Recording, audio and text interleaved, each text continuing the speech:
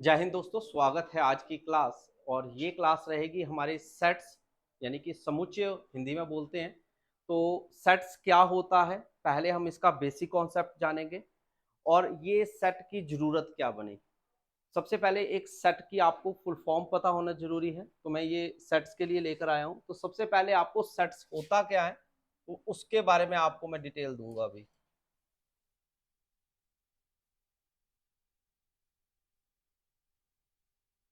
Set एक ना collection हुई, कलेक्शन समझते हैं, कुछ चुनना है तो उसके इसका रिलेशन प्रोबेबिलिटी से आप कर सकते हो, सोच सकते हो कि ये प्रोबेबिलिटी की तरह ही है। मगर मैं आपको एक चीज बता दूं कि सेट एक कलेक्शन होगी। क्या होगी? कलेक्शन होगी। और किसकी होगी? जिसके बारे में आपको डेफिनेट पता होगा। कलेक्शन किसकी होगी? जिसके बारे में आपको डेफिनेट पता होगा और साथ में वो क्या होगी? डिस्टिंक्ट भी होगी या डिफरेंट भी होंगे। डिस्टिंक्ट बोल दो या डिफरेंट बोल दो। अब डिफरेंट क्या हो सकते हैं? किसी भी टाइप के, मैं जैसे आपको बोलता हूं, हमारे अल्फाबेट्स जैसे कि ए बी सी डी होते हैं ना हमारे अल्फाबेट्स। अब इसमें डिफरेंस क्या होता है? एक होते हैं इसमें कंसोनेंट्स होते हैं और एक हमारे क्या हुए? वॉवल्स हुए। अगर मैं वॉवल्स चुन रहा हूं किसमें से? अल्फाबेट्स में से। ठीक है, तो वो जो चुने हैं वो चीज सेट है। जो चुन लिया आपने वो चीज सेट है, जिसके बारे में आपको पक्का पता होता है। ठीक है, जिसका पक्का पता है, डिफरेंट डिफरेंट थिंग्स हैं, वो सभी के सभी हमारे सेट्स में ही इंक्लूड किए जाते हैं, गिने जाते हैं।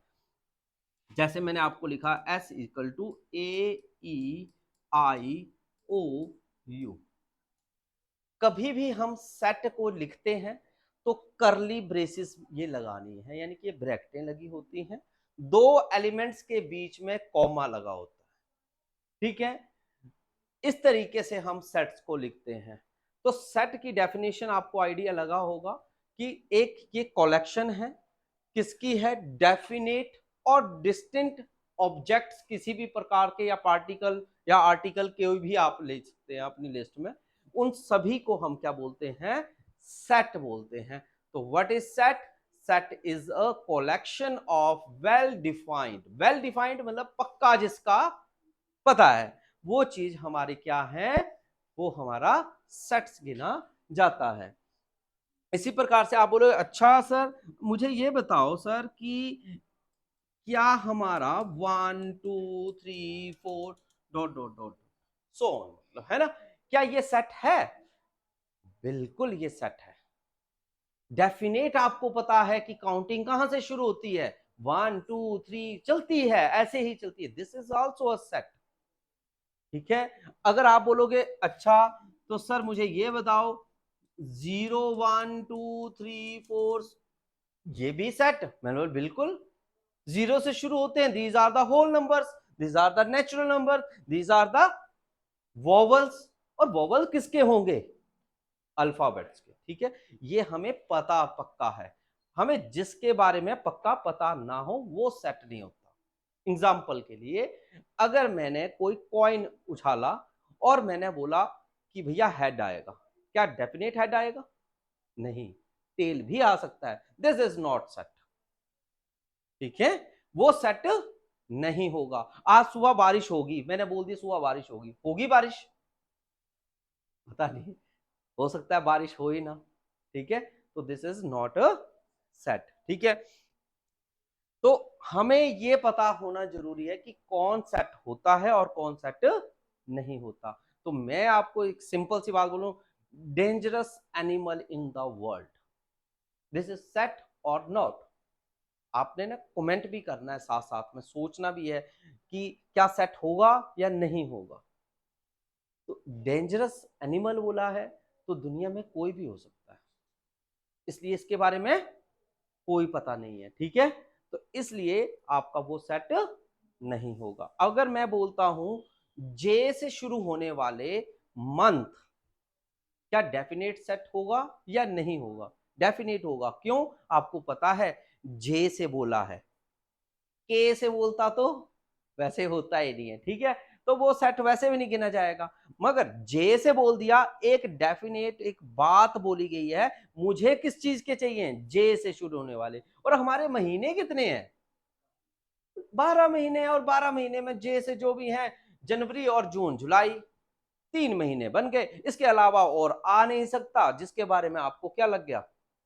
पक्का पता लग गया। जिसका पक्का पता लग गया, दिस इज सेट, ठीक है। मगर मैं ये बोल दूं, जे से शुरू होने वाले अल्फाबेट्स, अब जे से तो बहुत ज्यादा है, सो मैनी टाइम्स, मगर अब यहां पर क्या आ गया?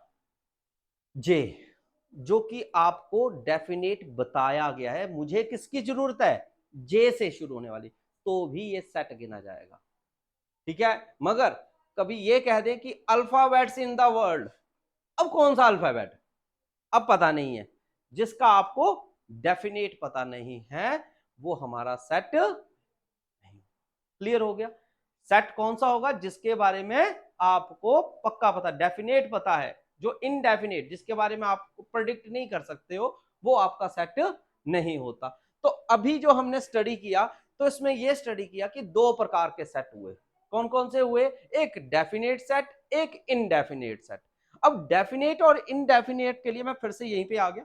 डेफिनेट के लिए क्या है? आपको जिसके बारे में पक्का पता है, और एक के बारे में पक्का पता नहीं है। अब यहां पर अगर आप बात करें, तो ये डेफिनेट में गया, AEIOU, this is the set, because क्योंकि जितने हमारे अल्फाबेट्स हैं उसमें डेफिनेटली यही वॉवल्स हैं, इसके अलावा कोई वॉवल नहीं है बेटा जी, तो इसलिए ये हमारा सेट होगा, ठीक है। दूसरा 1 2 3 4, these are the natural numbers, definitely set है। मगर इनडेफिनेट क्यों गया? क्योंकि ये सो ऑन है, कहां तक होगी ये गिनती? पता है? नहीं पता है, इसलिए ये इनडेफिनेट सेट है, ठीक है। सेट तो है, पर ये कौन से टाइप का सेट हुआ? इनडेफिनेट सेट हुआ, बिकॉज काउंटिंग का अंत नहीं है, ठीक हो गया। वैसे ये इनडेफिनेट सेट, क्यों? क्योंकि ये इनफाइनाइट तक जा रहा है, तो ये आपका इनडेफिनेट हुआ।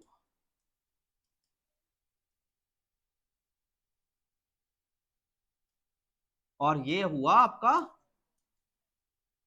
Definite set. सेट्स हुए। क्लियर हो गया सबको? डेफिनेट इनडेफिनेट का, जिसका पक्का पता वो हमारा डेफिनेट, जो नहीं हुआ वो इनडेफिनेट, ठीक हो गया। पर होता है, हाँ, जो होता ही नहीं है उसके भी मैंने आपको एग्जांपल साथ साथ में दे रहा हूं, ठीक है जी। इसके बाद बेटा अब बात कहां पर आ गई? लिखने की, जिसको हम बोलते हैं रिप्रेजेंटेशन ऑफ सेट, ठीक है। क्या है?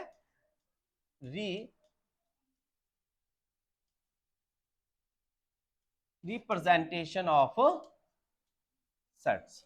अब रिप्रेजेंट कैसे करते हैं, दर्शाते कैसे हैं, लिखते कैसे हैं सेट्स को? मैंने बोला हाँ, आपने तो बताया ब्रैकेट में लिखते हैं। या बिल्कुल यार भाई, मैंने तो बताया कि हम दो प्रकार से लिखते हैं ऐसे में, ठीक है। तो पहला तो प्रकार मैंने ये बताया था आपको, AEIOU,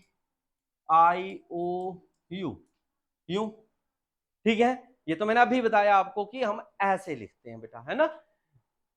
इस चीज को या इस तरीके से लिखने को हम क्या बोलते हैं? इसको बोलते हैं रोस्टर फॉर्म। क्या बोलते हैं? रोस्टर फॉर्म, ठीक है। अब रोस्टर फॉर्म क्या हुई?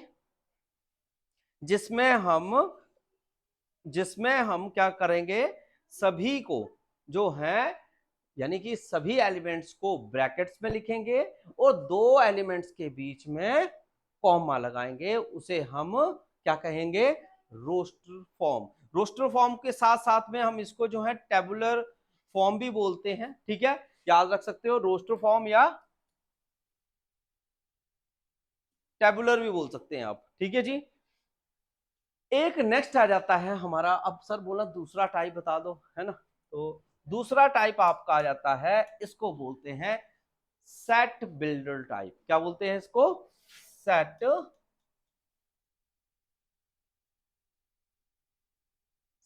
बिल्डर फॉर्म बोल लो, ठीक है। अब आप बोलोगे सर सेट बिल्डर फॉर्म क्या होती है? सेट बिल्डर फॉर्म होती है कॉमन प्रॉपर्टी।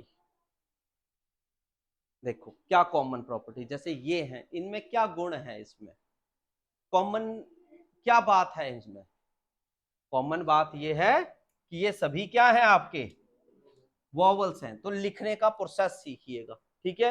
एक्स, कोई भी अल्फाबेट इसमें आएगा एक्स में, सच दैट, ये दो डॉट्स का मतलब सच दैट एक्स, यहां पर देख, ध्यान से देखना, आपने वीडियो के साथ साथ में ना बराबर बराबर देखते चलना, नोट्स बनाते चलना, ठीक है। X such that x is a set of vowels, set of vowels. मगर वॉवल्स होते किसके हैं? इंग्लिश अल्फाबेट्स के। किसके होते हैं? English alphabets, vowels of English alphabets. This is called set builder form. इसमें हम एलिमेंट्स को नहीं लिखते हैं, इसमें हम किसको लिखते हैं? उसकी कॉमन प्रॉपर्टी को लिखते हैं, उसके गुण को बताते हैं, ठीक है। जैसे अगर आप क्लास में बैठे हो तो आपकी कॉमन प्रॉपर्टी है कि you are the student in the Vijay Path, ठीक है। तो आप यहाँ के स्टूडेंट हो तो कॉमन प्रॉपर्टी है। या you are belong from Bihar, अगर सारे बिहार के स्टूडेंट बैठे हैं तो वो कॉमन प्रॉपर्टी है। क्लियर हो गया? ऐसे ही मैं एक और एग्जांपल लेता हूं, जैसे आपको 1 2 3 4 सो ऑन दे दिया। What is this? This is natural numbers. क्या है ये? नेचुरल नंबर है। तो हम इसको सेट बिल्डर फॉर्म में लिखेंगे, मतलब एक फॉर्म से दूसरी फॉर्म में लिखना है तो हम लिखेंगे x such that x belongs to, this is belongs to. आप बोलोगे सर ये जरूरी है लिखना? नहीं, इतना भी जरूरी नहीं है, आपको समझना जरूरी है। समझ आ गया? मगर मैं इस फॉर्म में भी लिख दूंगा, दूसरा जो मैं सोच रहा हूं या आप सोच बैठे हो जैसा ये लिखा है इस वे से ऐसा भी लिख सकते हो। मगर ये तो हमें क्या है, पेपर में हमें क्या है, ऑप्शंस पे डिपेंड है। हमने तो ऑप्शंस ही देखनी है बेटा, तो हम ऑप्शन देखेंगे, ठीक है, नहीं है तो कोई बात नहीं, ठीक है। तो x such that x belongs to capital N। Capital N ये शो करता है नेचुरल नंबर्स को। हर कोई नंबर, हर कोई सीरीज का एक मैथमेटिक्स में एक परफेक्ट नाम दिया गया है। अगर कैपिटल N लिखा है इसका मतलब वो चीज जो है वो हमारा नेचुरल नंबर को शो करता है। W लिखा हो वो होल नंबर को शो करता है कि ये होल नंबर की सीरीज है। Z लिखा हो तो ये इंटीजर को शो करता है। यानी कि आपको ये वर्ड्स का पता होना चाहिए कि W ही क्यों आएगा, N ही क्यों आएगा। अब बच्चे को ये चीज नहीं पता होगी तो ये मैथमेटिक्स की वीकनेस आती है, ठीक है। तो मैक्सिमम इन केस आपको N ही दिखाई देगा नेचुरल नंबर को शो करने के लिए, और साथ में X बिलोंग्स टू N, ठीक है, और N be the natural numbers. आप ऐसे लिख सकते हैं, ठीक हो गया। तो इस वे से भी लिख सकते हो, या x such that x be the natural numbers. अब बिलोंग्स टू मत लगाओ, ठीक है, कई बार बच्चे कंफ्यूज हो जाते हैं, तो मैंने इसलिए ऐसा बताया आपको। क्लियर हो गया? तो हमारे इस फॉर्म को लिखने को क्या बोलते हैं? Set builder form. और दूसरे को लिखने को क्या बोलते हैं? Roster form. अब नेक्स्ट आ जाता है हमारा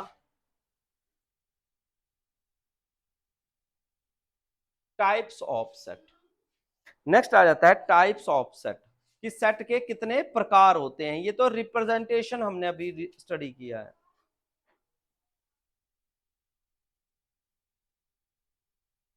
अब आप बोलोगे सर कौन कौन से टाइप हैं, वो भी बताइए। ठीक है जी, अब देखते हैं बारी बारी। सबसे पहला टाइप बेटा एक होता है एम्प्टी सेट, जिसको हम, एम्प्टी मतलब खाली, ठीक है। तो जीरो भी यूज कर सकते हैं और नल वर्ड भी यूज कर सकते हैं, ये सभी टाइप हैं, ठीक है। एम्प्टी सेट बोल लो, ठीक है, जीरो बोल लो, ठीक है, या आप नल बोल दो। एक और भी है, वॉइड भी बोलते हैं इसको, क्या बोलते हैं, वॉइड भी ऑप्शन होती है, ठीक है। ये वो सेट होता है जिसका एलिमेंट कोई नहीं होता, जिसका एलिमेंट कोई नहीं होता, उस सेट को हम क्या बोलते हैं, empty set, null set, zero set, void set, वो बोलेंगे। मैं बोलता हूं 5 और 6 के बीच में कौन सा नंबर आता है, कोई भी नहीं आता है। जब 5 और 6 के बीच में कोई नंबर ही नहीं आता है तो वो कौन से टाइप का सेट हुआ, नल सेट हो गया। क्लियर हो गया। तो this is the one type of set. Next one is non empty set. Non empty set कौन सा होगा, नॉन एम्प्टी सेट कौन सा होगा। अच्छा, इसका एग्जांपल भी साथ साथ में दे देता हूं क्योंकि आपको पता रहे, है ना, माइंड में रहे। तो यहाँ पे मैं साथ साथ में नोट्स बना रहा हूं। x बिलोंग्स टू, ठीक है, 3x एंड 4, मतलब 3 और 4 के बीच में बिलोंग करेगा आपका x, ठीक है। तो ये आपका 3 और 4 के बीच में तो कोई डिजिट आएगा ही नहीं ना, अगर आएगा ही नहीं तो वो क्या हो गया, एम्प्टी सेट हो गया। और नॉन एम्प्टी सेट कौन सा हो गया, जिसके बीच में कोई ना कोई डिजिट आएगा, ठीक हो गया, वो नॉन एम्प्टी सेट हो गया। नेक्स्ट आ जाता है हमारा इसके बाद सिंगलटन सेट। कौन सा है, सिंगल, जैसे मैं सिंगल या आप सिंगल, ठीक है, और टन लगा देना है, ठीक है, सिंगलटन हो गया। तो सिंगलटन सेट, सिंगल से समझ गए होंगे जिसका रिजल्ट 1 आएगा, ठीक है। सिंगल का मतलब 1 रिजल्ट, जैसे हमारे देश का प्रधानमंत्री एक ही है, 5 7 10 नहीं बनेंगे, ठीक है, तो वो सिंगलटन सेट हो गया। मैं बोलूंगा 5 और 8 के बीच, सॉरी 5 और 7 के बीच में कितने नंबर आते हैं, एक ही आएगा, तो आपका 6 जो है वो सिंगलटन में गिना जाएगा। तो सिंगलटन सेट कौन सा हुआ, जिसका एक ही आंसर आता है, डेफिनेट एक ही होगा, वही आपका सिंगलटन सेट होगा, ठीक है जी। इसके बाद नेक्स्ट आता है फाइनाइट सेट। अब फाइनाइट होता है और एक इनफाइनाइट होता है। कौन कौन सा होता है, फाइनाइट सेट और एक infinite set. Finite set is called a countable set. Finite set को हम क्या बोलेंगे, काउंटेबल, जिसको आप गिन सको।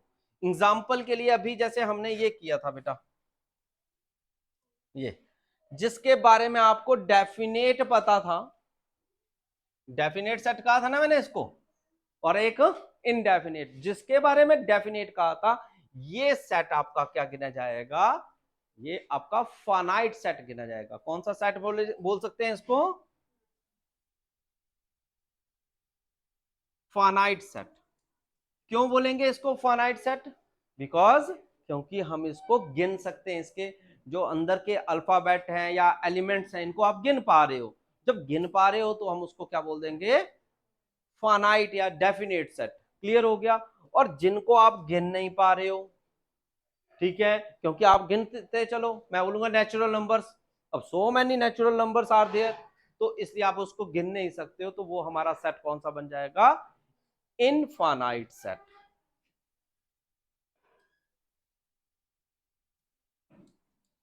तो ये आपको मालूम होना जरूरी है कि फाइनाइट या इनडेफिनेट सेट क्या होते हैं और डिफरेंस। तो ये उसके टाइप्स थे, तो मैं यहीं से आपके एग्जांपल से ही लेता जा रहा था, ठीक है जी। तो ये फाइनाइट और इनफाइनाइट का भी आइडिया लग गया होगा आपको, ठीक है। नेक्स्ट आता है आपका cardinal set.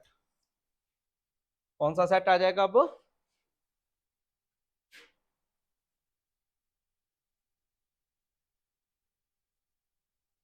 Cardinal set. Cardinal set वो होता है जिस सेट के एलिमेंट्स को आप गिन सको, ठीक है। तो उस, अब गिन तो सकते हैं, तो कार्डियल सेट कैसे बनेगा, उसमें हैं कितने एलिमेंट्स, उसे हम कार्डियल बोलते हैं। जैसे कि आपके वोवल से ना ए ई आई ओ यू, ठीक है, तो इसका कार्डियल सेट बना पूछा है तो कितना आएगा, 5 आंसर आएगा। क्यों, क्योंकि इसके अंदर एलिमेंट कितने हैं, 5 है, तो ये कार्डियल होता है।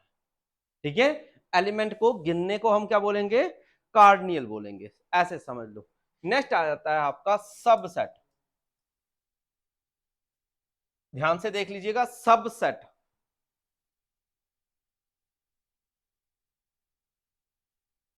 नेक्स्ट हमारा है सबसेट में। अब सब सेट, सब मतलब कोई चीज किसी पर आश्रित है, डिपेंड है, ठीक है।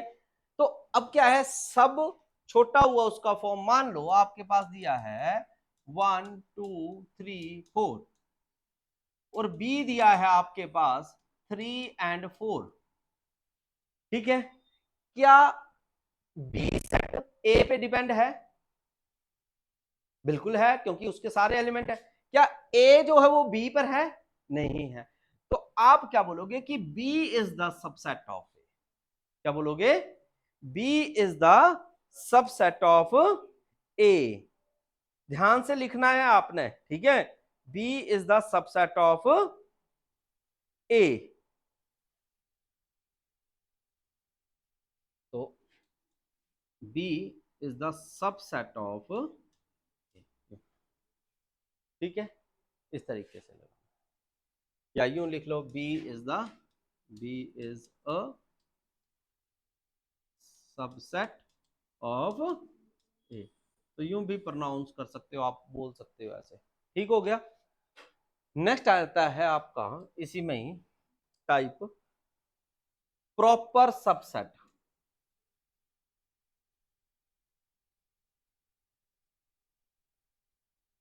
प्रॉपर सबसेट, अब प्रॉपर सबसेट क्या होता है, एग्जाम्पल सेम ही रहेगा, ठीक है। आप इसको ऐसे रहने दो, इसको रहने दो, आप यूं है B is the subset of A लिख लिया। इसके केस में आप यूं लगा देना आपने कि बी इज प्रॉपर, यूं आता है, ठीक है, सबसेट का ये सिंबल है, subset of A, this is the answer, ठीक है। अब दोनों में ज्यादा डिफरेंस नहीं है, ठीक है, वो वो और इन दोनों में डिफरेंस कुछ नहीं है ज्यादा। इसमें क्या है, ये सबसेट किसको शो करते, इसका तोड़कर ये, ठीक हो गया। तो B is the subset of A, मतलब उस घर से तोड़े, दो लड़के आगे, दो लड़के आगे कहां से आए, घर से आए, तो वो जो दो घर लड़के हैं वो क्या है, सबसेट किसका है, ए का। और प्रॉपरली हम लिखने में बता रहा हूं, तो B is the subset of A, कि भैया वो उन दोनों का रिश्ता जो है उन्हीं से ही है, ठीक है, मगर सबसेट किसके हैं, ए के। तो ये प्रॉपर सबसेट है, वो हम प्रोनाउंस कर रहे हैं, शो कर रहे हैं कि वो उसी के ही हैं, ठीक है। अगर ना हो, सपोज दैट बेटा, अगर ना हो, जैसे मैं बोल रहा हूं कि एग्जांपल ले लेता हूं आपको, थोड़ा सा अच्छे से क्लियर हो जाए, ठीक है। जैसे ए दिया है 1 2 3 4 5, ठीक है, और बी दिया है आपके पास 3 7 8। क्या बी के सारे एलिमेंट ए में हैं, B is not a subset of A. इस केस में जैसे B is not a subset of A लिखना है, तब आपने इसके बीच में यूं लाइन लगा देनी। क्लियर हो गया, लाइन लगाने का मतलब, ठीक है। तो B is not a subset of A, तब आपने इस तरीके से इसको मेंशन करना होता है, ठीक हो गया। तो इस तरीके से आप माइंड में रख सकते हो सारे सारे टाइप्स को। इसके बाद नेक्स्ट टाइप आ जाता है हमारा पावर सेट। पावर सेट क्या होता है बेटा, पावर सेट होता है सेटों को छोटे छोटी फॉर्म में तोड़ने को हम पावर सेट बोलेंगे। मैं आपको डेफिनेशंस नहीं लर्न करवा रहा, सिंपल सी भाषा में समझाने की कोशिश कर रहा हूं कि आपको समझ आ जाए कि है क्या। तो पावर सेट क्या होता है, सेट को छोटे छोटी फॉर्म में तोड़ने को हम क्या बोलेंगे, पावर सेट। ठीक है जी, अब कैसे तोड़ना है थोड़ा सा एग्जांपल देखते हैं ना। तो एक बात बता दूं मैं तुम्हें कि बेटा यहां पर मैंने आपको पढ़ा रहा था, यहां पर वाइड सेट और नल सेट पढ़ाया था मैंने आपको, वाइड और नल पढ़ाया था। वाइड और नल मैंने रिप्रेजेंटेशन नहीं बताई थी। अब रिप्रेजेंटेशन क्या चीज होती है, मतलब लिखने का तरीके को बोलते हैं। तो ये जरा मोस्ट इंपॉर्टेंट है तो इसलिए बताना ही पड़ेगा। तो इसका ना सिंबल याद रखना है आपने। इसका सिंबल जो है जीरो सेट का, वल नल वाइड जो भी बोलो आप, या खाली ब्रेसिस रख सकते हो ब्लैंक, मगर एक बात याद रखनी है कि इसके बीच में जीरो लिखा हो तो आप बोलोगे कोई बात नहीं सर जीरो तो है ना। तो ये एक सेट बन जाता है और उसका नाम है सिंगलटन सेट। ये जीरो जो है वो काउंट हो जाएगा, समझ आ रही है। तो इसलिए ये सेट नहीं होगा कौन सा, जीरो वाला। जीरो वाला कब होगा, जब खाली ब्रैकेटें होंगी, या आप सिंबल फाई का भी इस्तेमाल कर सकते हैं। ये भी जीरो सेट को ही शो करता है, रिप्रेजेंट करता है। मोस्ट इंपॉर्टेंट क्वेश्चंस हैं, मोस्ट इंपॉर्टेंट ये चैप्टर है, आपको अच्छे से मैं क्लियर करवा रहा हूं।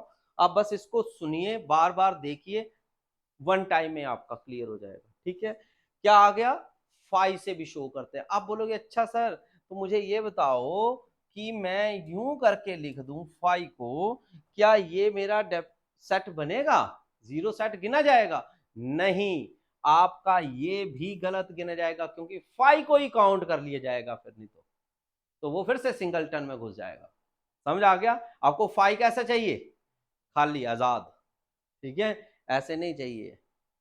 तो ये आपने माइंड में रखिएगा। तो अब हम बात कर रहे थे पावर सेट के बारे में, ठीक है। तो इसका एग्जांपल लेते हैं। पावर सेट मैं फिर से रिपीट कर देता हूं। पावर सेट क्या होता है, एक सेट के छोटे छोटे भागों को तोड़ने को हम क्या बोलते हैं, पावर सेट। ठीक है, अब कैसे, जैसे आपको एग्जांपल दिया है कि 1 2 और 3, इसका पावर सेट लिखो। क्या लिखो, पावर सेट। तो आप लिखने का तरीका देखो, ध्यान से देखना, power set of A equal to, ठीक है। पहले तो आप बोलोगे सर खाली ब्रैकेट लगानी होनी है आपने, क्योंकि मैंने एक किसी चीज के अंदर लिखने हैं। ध्यान से देखना है फोकस करके, ठीक है। ये आ गया आपका। अब आपने फाइव लिखा, फाइव मतलब जीरो, मैंने इधर से कोई एलिमेंट नहीं लिया, चुनने ना, मतलब एलिमेंट्स लेने, छोटे छोटे सेट बनाने। पहले मैंने एक नहीं लिया, क्लियर हो गया। उसके बाद मैंने एक ले लिया। अब देखो ब्रैकेट के अंदर ही आ रहा है, मगर मैंने इसको ब्रैकेट में नहीं लिखा है, ठीक हो गया। इसके बाद टू ले लिया, इसके बाद थ्री ले लिया, क्लियर हो गया। अब आपने याद रखना है कैसे चल रहा हूं, वन और टू ले लेना है, उसके बाद वन और थ्री भी आ जाएगा भैया, टू थ्री भी आ जाएगा, और लास्ट में आपका वन टू और थ्री, तीनों ही एलिमेंट्स आ जाएंगे और पूरी एक कर्ली ब्रेसेस क्लोज हो जाएंगे। मगर आप बोलोगे सर आपने आगे आगे को लिए, उल्टे क्यों नहीं लिए? मैं उनको उल्टा नहीं लेते, ये इसका रूल है पावर सेट का। क्लियर हुआ? पावर सेट का क्या रूल है, जैसे वन टू ले लिया, वहां टू वन नहीं लोगे, थ्री वन नहीं लोगे, थ्री टू नहीं लिख सकते, उल्टा नहीं लिख सकते, ठीक है। इस तरीके से आप लिखेंगे, तो this is called a power set. ठीक है, तो ध्यान से नोट कर लीजिएगा पावर सेट को। नेक्स्ट आ जाता है इक्वल सेट। कौन सा टाइप आ गया अब next,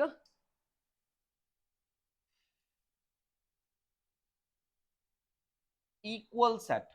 what is equal set? आपको सुनने से पता लग गया होगा, इक्वल मतलब बराबर, इक्वल मतलब बराबर। तो जब भी दो सेट्स आपस में इक्वल हो, जैसे कि ए है 1 2 3, ठीक है, लिखा हुआ है 1 2 3, और दूसरे में लिखा हुआ है बी, ले लेता नाम है ना, एक्स वाई और जेड, क्या ये बराबर हैं? क्या ये बराबर हैं कि नहीं है? ठीक है, तो ये बराबर हैं, गिनती इनकी, गिनती में बराबर है, तीन उधर है तीन इधर है, तो आप बोल दोगे this is equal set, this is equal set, ठीक है, ध्यान से नोट कर लो, इक्वल सेट। अच्छा, इक्वल सेट है ना, तो इसमें 1 2 3 और इसमें एक्स वाई जेड आए तो दिस इज इक्वल नहीं होगा, इक्वलेंट होगा। ये क्या बनेंगे? इक्वलेंट सेट बनेंगे, ठीक है। ये क्या बन जाएंगे? Equivalent, EQUIVALENT, equivalent set. और इक्वल सेट में जो है ना बराबर बराबर चाहिए, जैसे यहां पर ए बी 1 2 3 है, तो बी सेट चाहिए था आपको 2 3 और 1, जैसे ये दे दिया आपको, तो आप बोल सकते हो ए इक्वल टू बी, ये होना था, ठीक है। इक्वलेंट हो गया कि लगभग बराबर की गिनती में बराबर है, तो इक्वलेंट है। और इक्वल सेट क्या हो गए कि उसके एलिमेंट और उसके एलिमेंट क्या है? सेम है, every element is same both in A and B, तो वो हमारा क्या आएगा? इक्वलेंट सेट और इक्वल सेट के लिए आएगा, ठीक है जी। नेक्स्ट आ जाता है हमारा type universal set.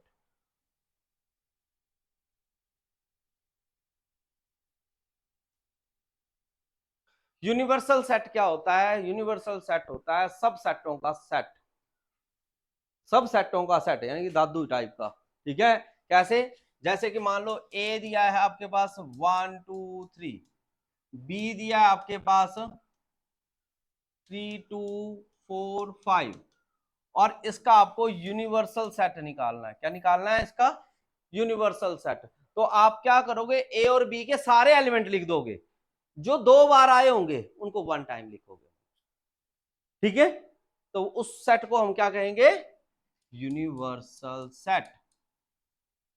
I hope कि आपको ये क्लास में सारा जो है सेट्स का कॉन्सेप्ट क्लियर हो गया होगा। यूनिवर्सल सेट क्या होता है? सभी सेटों के एलिमेंट्स को एक जगह पर लिखने को हम यूनिवर्सल सेट बोलते हैं, ठीक है।